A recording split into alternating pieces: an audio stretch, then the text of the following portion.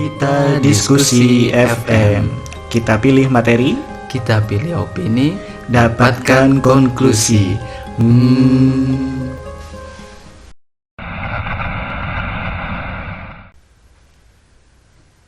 Hai semua, selamat malam, selamat datang di Kita Diskusi. Ada Lintang di sini, aku ditemani sama teman baikku. Halo.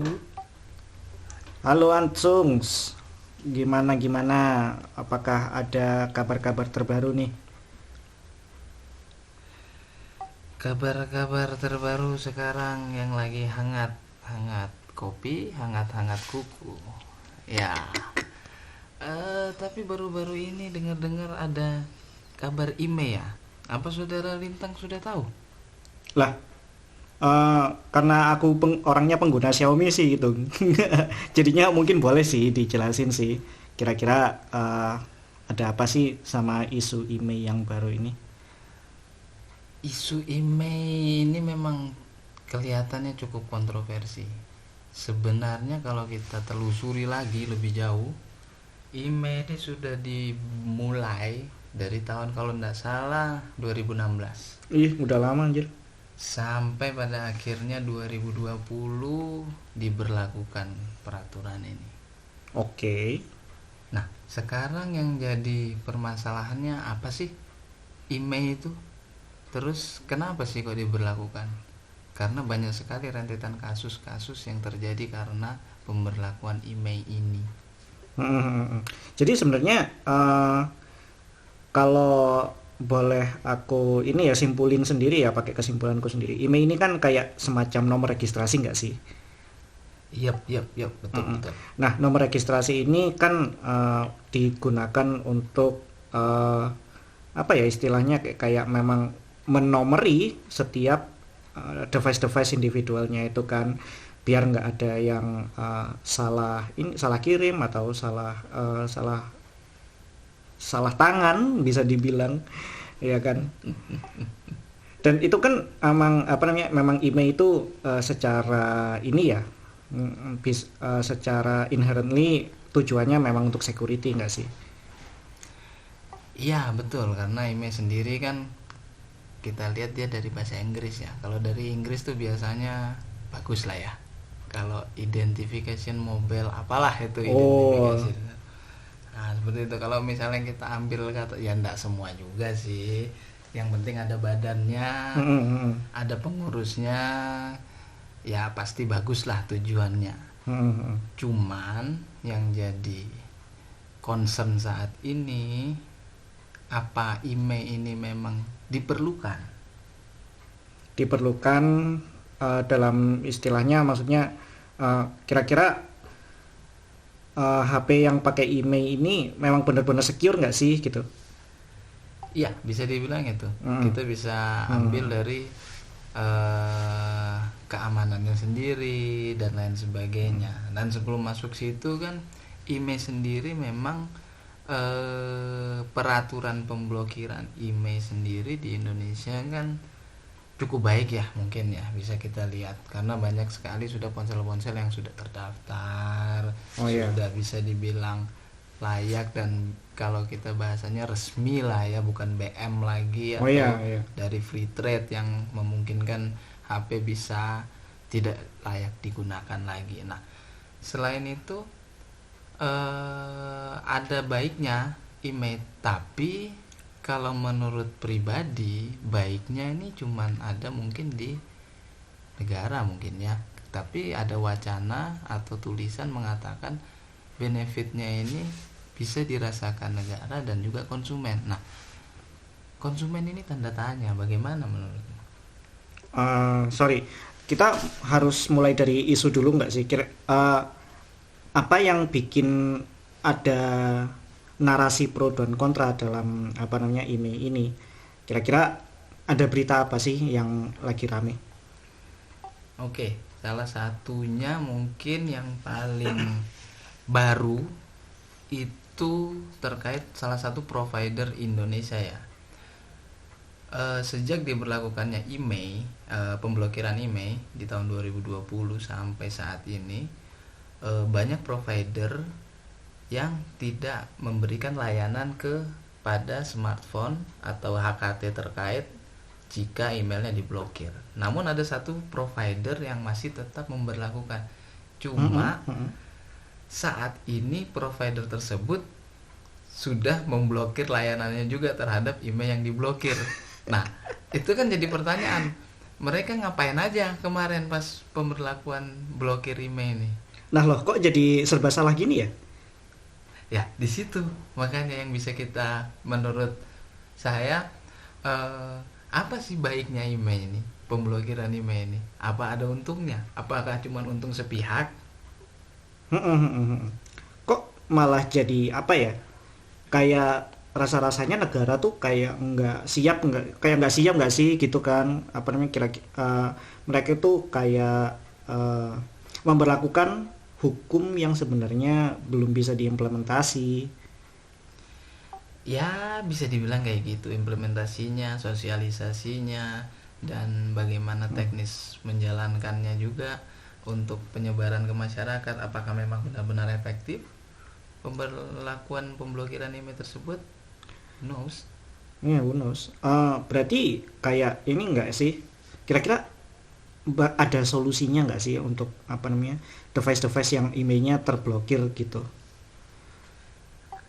Solusinya ada, cuma memang masih serba salah juga sih kalau Oke. kita bilang solusinya ini sangat membantu, karena kita perlu bahas lagi device yang emailnya terblokir ini device yang seperti apa. Karena kalau tidak salah di aturan pemerintahan itu ada namanya whitelist sama blacklist. Wah, makin meluas juga ya berarti.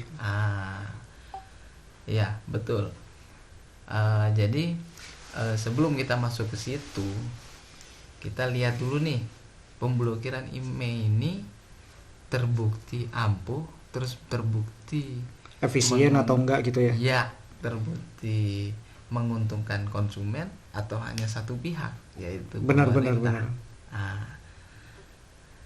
Kalau menurut pribadi mungkin bisa menguntungkan kedua belah pihak, tapi kalau kita persentasikan ya cuma 75 sama 25%. 25% untuk konsumen, sisanya untuk pemerintah.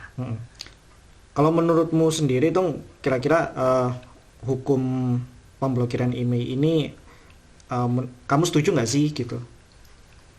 Secara personal sih setuju ya, karena memang tujuannya baik, memberantas sesuatu yang ilegal ya. Oke. Cuma nya memang kalau dilihat dari sisi efektivitas ya mungkin masih sedikit kurang ya, tadi implementasinya yang seperti kamu bilang tadi kan. Implementasinya bagaimana, terus pelaksanaannya bagaimana, karena memang masih banyak hal yang sangat bisa dibilang lanjut. Saya kasih contoh satu lagi deh. Email ini bisa permanen, bisa temporer. Wah, bisa temporer. Bukannya email itu sudah kayak jadi istilahnya stempel ya, bahwa itu tanda device-nya itu ya nomor serial yang sekian dan nggak ada lagi gitu. Ternyata bisa ditemporary juga ya? Betul, karena memang sejatinya email yang ada di negara kita ya yang mengeluarkan negara kita sendiri. Oh, I see. Aku baru tahu nih. Kalau email device mungkin ya dari produsen, dari pabrik mungkin ada. Namun untuk bisa berlaku atau bisa dikatakan resmi digunakan di negara kita, tentu badan-badan tertentu juga memberikan nomor email tersebut yang mana bisa membantu device tersebut untuk connect ke provider seluler. Oke. Iya. Terus kita balik lagi ke keuntungannya gimana sih? Kalau menurutku atau saya sedikit pelin-pelan ya, tapi enggak apa-apa. Saya aja lah ya, biar sedikit lebih tonnya lebih tenang karena malam-malam dingin gini. Malam dingin sih, lebih formal, lebih asik gak sih? Malam dingin, malam cerah, butuh kehangatan. Adalah benar, valid. Oke. secara personal memang keuntungannya sedikit berat sebelah. Namun ya itu tadi, kalau memang mau diimbangi ya tolonglah implementasinya dibenerin lah, sosialisasinya dibenerin lah. Terus apa bahasanya ya, apa sih, bagian-bagian identifikasinya bagaimana sih email ini bisa masuk permanen, bisa masuk temporer. Karena kalau kita cek di laman resminya mungkin belum ada tandanya ya. Terakhir saya cek ya beberapa bulan yang lalu masih secara gamblang tertulis meskipun dia temporer, meskipun dia permanen. Nah di sini kan bisa jadi permainan oknum-oknum. Iya, itu sangat riskan banget ya harusnya untuk dijadikan permainan black market. Ya betul, apalagi sekarang kan kita sudah tahu dari dulu ada jasa unblock. Iya. Itu udah jadi rahasia umum kalau di Indonesia ya. Ada jasa-jasa unblock iPhone gitu kan. Ya seperti itu salah satunya, karena memang ya iPhone, lagi-lagi iPhone, Nah, lagi-lagi itu dia. iPhone. Ada apakah dengan iPhone? Oke. Terus kalau kita lihat keuntungan untuk negara ya memang benar lah, pajak, mereka bisa mendapat pajak lebih. Tapi bagaimana kalau konsumen yang membawa produk ini sendiri dari luar negeri? Iya, kan ada ya apa namanya kayak misalnya teman-teman kita mahasiswa luar yang memang HP-nya itu nggak bisa digunakan kalau dia di luar negeri, jadinya dia terpaksa harus beli baru, dan memang hanya brand-brand tertentu saja yang bisa working di situ gitu kan. Iya, salah satunya itu. Terus ya balik lagi daftar ke badan-badan tertentu untuk bisa mengaktifkan provider lokal. Kalau memang dia mau roaming interlokal sih monggo silakan. Tapi lebih mahal kan jatuhnya. Iya, itu cuman kaum tertentu mungkin ya, Iya. beasiswa. Kalau kita para rakjel mandiri nggak bisa relate ya Tung ya. Apa itu interlokal? Taunya mah yang lokal-lokal doang. GTV. Ya elah, udah ketahuan deh umurnya udah. Oke. Nah, terus 25% tadi itu tetap ada untuk konsumen. Oke.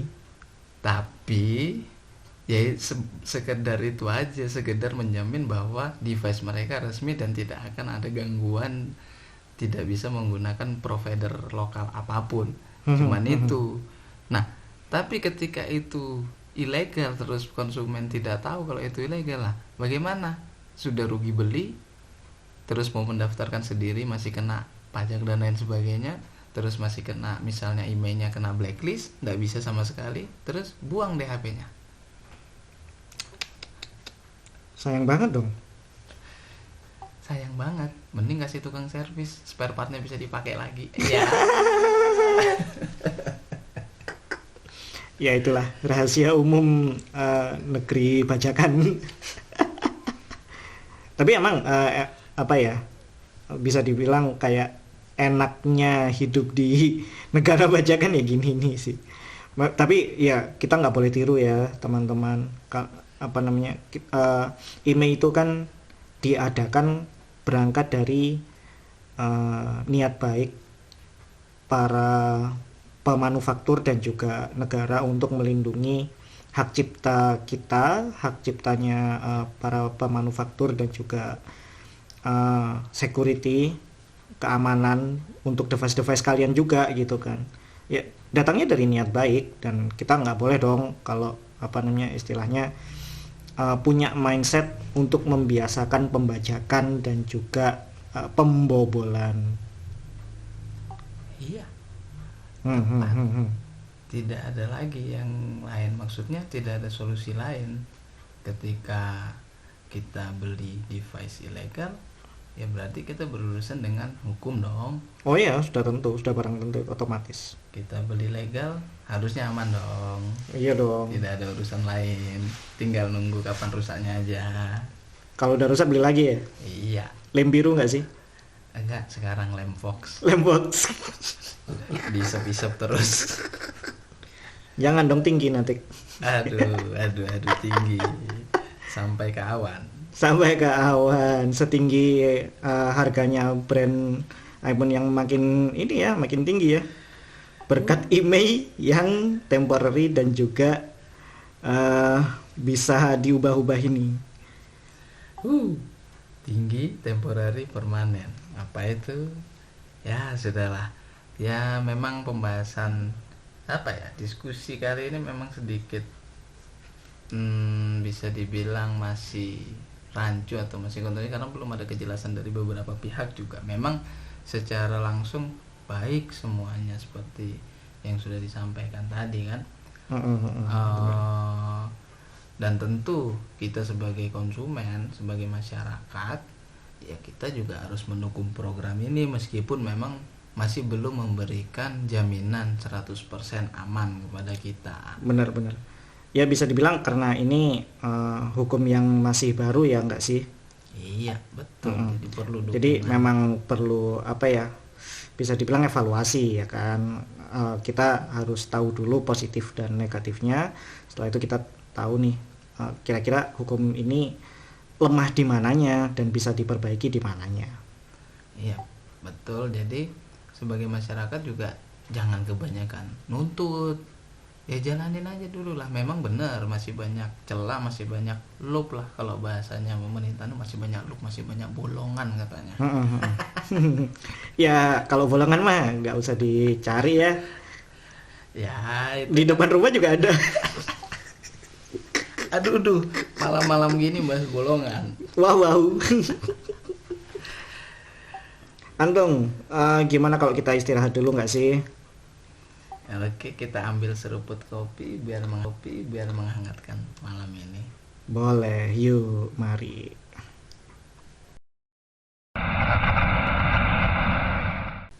Oke, teman-teman, selamat datang di segmen berikutnya di kita diskusi. Kita udah banyak membahas soal email ya di dalam negeri dan juga bisa dibilang hukum baru yang diimplementasikan oleh pemerintah kita untuk untuk sekuritas dan juga keamanan device dan perangkat smart kalian, perangkat pintar kalian. Nah, di segmen yang tadi Antung sempat ngomongin gimana point of view dia soal keberlangsungan hukum IMEI ini yang barusan diperlakukan 2020 bukan sih? Iya, 2020. Yes. Nah, karena hukum ini masih baru ya, belum banyak diimplementasikan dan juga belum lama jalan. Jadi memang masih banyak celah-celah yang perlu diperbaiki. Nah, kalau aku sendiri sih, Tung ya, soal IMEI ini kayaknya memang aku sih nggak setuju ya kalau misalnya kita pemerintah dan juga beberapa jajarannya memberlakukan adanya pemblokiran IMEI. Jadi kalau menurutku sih, kalau kita punya barang sudah seharusnya menjadi hak milik kita ya kan. Dan itu memang aku merasa adanya niat baik pemerintah dalam memberikan sekuritas dan juga keamanan dalam registrasi device kita. Itu memang ada niatan baik ya kan, agar misalkan kalau device kita hilang kita bisa segera dapat lagi karena kita sudah punya serial number-nya ya kan. Nah tapi memang ini enggak sih kalau menurutku itu saat kita beli sebuah device ya kita sudah tanggung dengan sudah seharusnya menerima segala resiko yang kita akan hadapi kalau kita punya device ini. Katakan device hilang ya, itu kan human error pasti. Human error, kita nggak ada yang tahu kapan ini perangkat yang kita punya hancur atau hilang, berpindah tangan. Karena memang kita jujur banget nih, kita tidak tinggal di Jepang yang kalau misalnya iPhone ketinggalan di bis bakal balik lagi besoknya. Enggak dong. Mungkin bakal kembali lagi ke kita sih. Tapi kita harus lewat marketplace dulu. Jadi nasi bungkus. Nah, exactly yang aku maksudkan tuh. Jadinya ya kita harus cari-cari dulu di marketplace lagi. Ini kan iPhone-ku yang kemarin. Kok aku dapatnya takut niatannya belinya bekas gitu kan. Ternyata dapat iPhone-nya dia sendiri yang dia beli. Ya ruginya 2 kali. Nah, itu dia. Jadi ya memang sudah seharusnya sih kita menerima resiko itu. Menurutku sih ini kayak sebuah pembelajaran agar kita secara naluriah bisa ngejaga barang-barang yang kita punya gitu. Jadi perbantuan ada nomor registrasi IMEI ini bisa dibilang bagus banget dan bisa dibilang ya membantulah ya untuk sekuritas. Tapi kan adanya undang-undang baru, adanya hukum baru juga membutuhkan resource tuh. Resource-nya itu kan seperti pemberlakuan undang-undang yang baru pasti membutuhkan amandemen negara yang nanti juga ngambil APBD. Nah, itu kan menurutku non efisien nggak sih?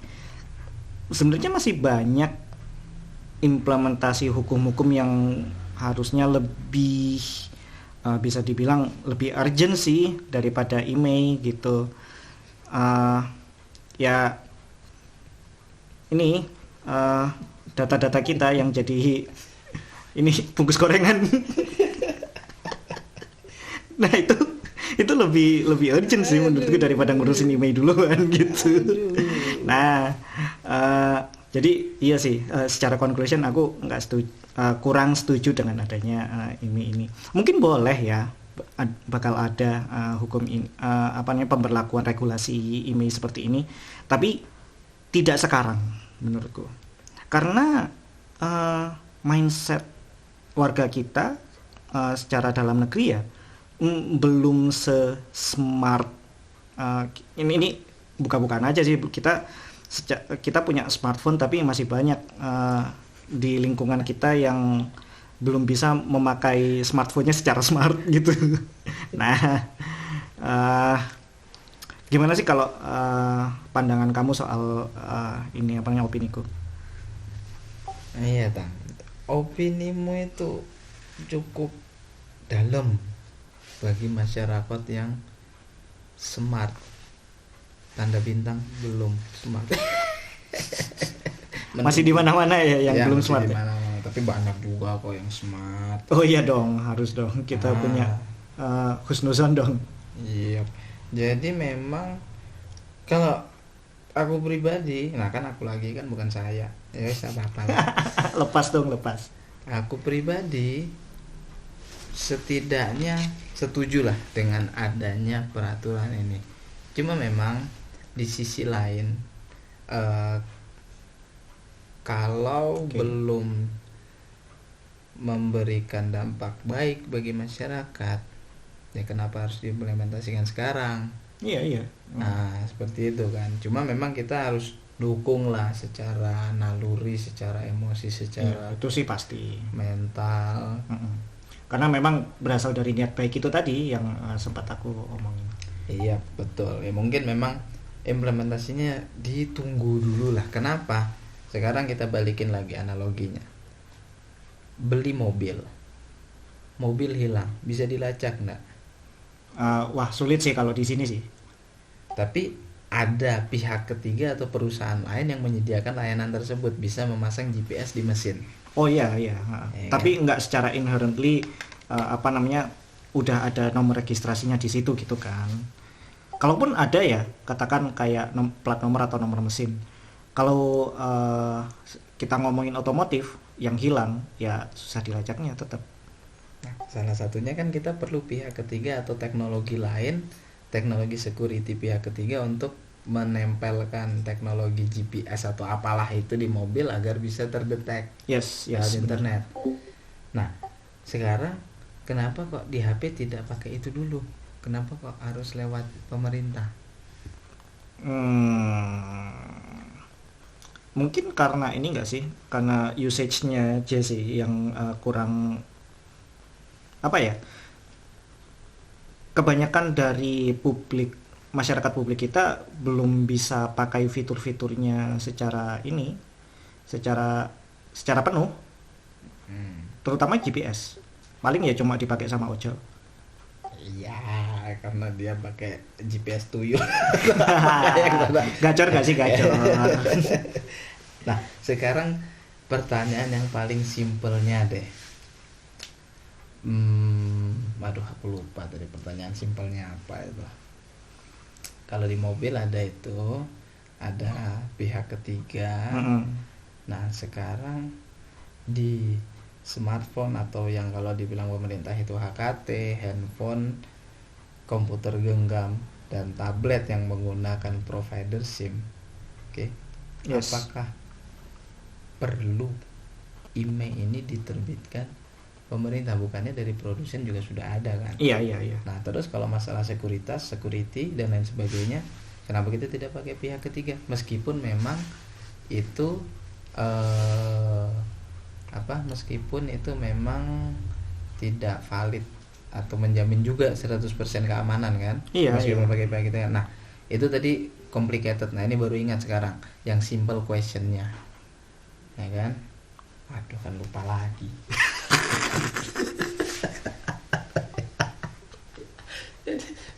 Susah.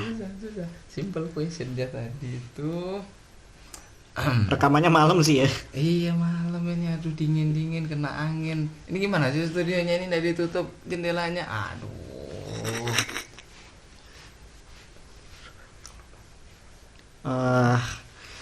Susah kalau kita ngomongin soal apa ya istilahnya nomor registrasi.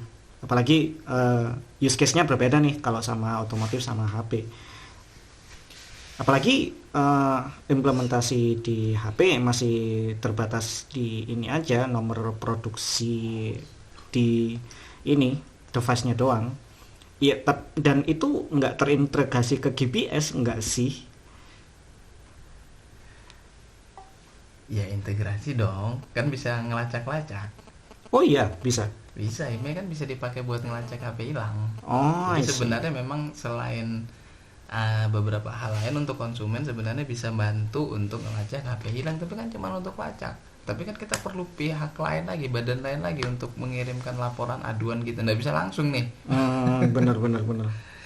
Karena memang sistem sistem aplikasi, sistem operasinya ada di badan-badan tersebut, badan-badan pemerintahan.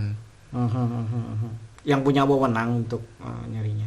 Iya, betul. Yang punya wewenang, yang bisa melihat apalah dari GPS, dari street view kah kalau bisa. I see. Mantap Ya. kan. Mission impossible sekali itu kayaknya. Waduh. Tapi tidak impossible. Gimana itu tidak impossible itu? Tidak impossible, double negatif. Woi. Berarti possible ya. Possible. Possible-nya itu. Nah, kebetulan nih ingat yang jadi pertanyaan simpelnya, wajib gak sih IMEI, pemblokiran IMEI? Pertanyaan simpel. Kalau kita lihat dari benefitnya, oke, boleh, ada banyak keuntungan-keuntungan yang diberikan, tapi apakah wajib? Iya, itu tadi kalau pendapatku sih nggak wajib. Ataupun kalau misalnya wajib, nggak sekarang. Sekarang ataupun besok? Mungkin ya harusnya tidak wajib dong, karena balik lagi, semua yang kita beli kan tanggung jawab masing-masing. Ya, benar. Helm aja ya kalau hilang kita cuma bisa ngiklasin. Kita nggak bisa kayak protes ke tukang parkirnya kan. Dikeroyok. Dikeroyok bisa. Bahaya dong. Iya.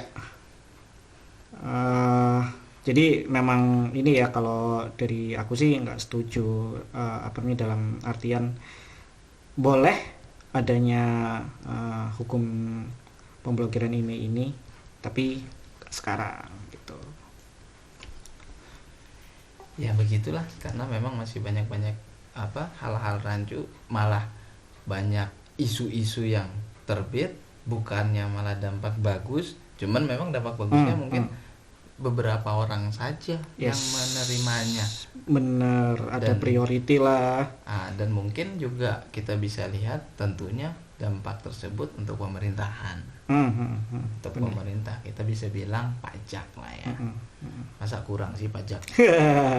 Pajak barang, pajak device-nya. Apa perlu email juga? Nah ini secara luas kita bicara dari email temporer sama permanen yang bisa diajukan melalui